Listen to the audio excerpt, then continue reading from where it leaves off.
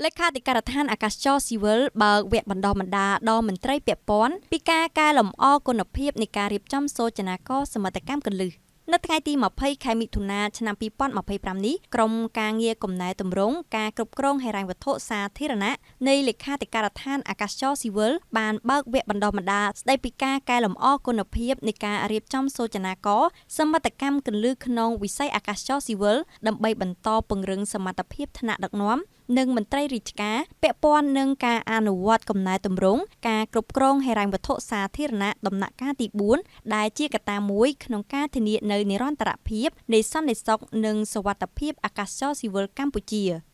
ឯកឧត្តមពៅប៉ូលីណែលរដ្ឋលេខាធិការនិងជាប្រធានក្រុមការងារកែទម្រង់ការគ្រប់គ្រងហិរញ្ញវត្ថុសាធារណៈនៃរដ្ឋលេខាធិការដ្ឋានអាកាសចរស៊ីវិលបានលើកឡើងថាការកែលម្អគុណភាពនៃការរៀបចំសូចនាករសមិទ្ធកម្មគន្លឹះក្នុងវិស័យអាកាសចរស៊ីវិលបានជួយរុញច្រានប្រព័ន្ធគ្រប់គ្រងហិរញ្ញវត្ថុសាធារណៈនៅរដ្ឋលេខាធិការដ្ឋានអាកាសចរស៊ីវិលរឹតតែមានភាពប្រសើរឡើងធានាបាននូវសន្តិសុខនិងសុវត្ថិភាពនៃការដឹកជញ្ជូនតាមផ្លូវអាកាសជួយជំរុញដល់វិស័យទេសចរណ៍និងពាណិជ្ជកម្មអន្តរជាតិចូលរួមជំរុញកំណើនសេដ្ឋកិច្ចនៅកម្ពុជា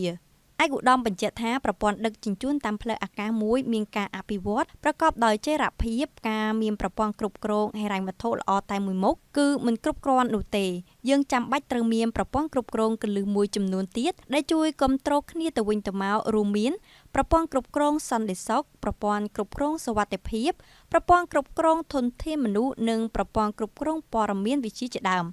ដែលប្រព័ន្ធទាំងអស់នេះចាំបាច់ត្រូវកែលម្អឲ្យកាន់តែមានភាពប្រសើរឡើងជាបន្តទៀតឯកឧត្តមជាអូនរដ្ឋលេខាធិការអាកាសចរស៊ីវិលបានថ្លែងថា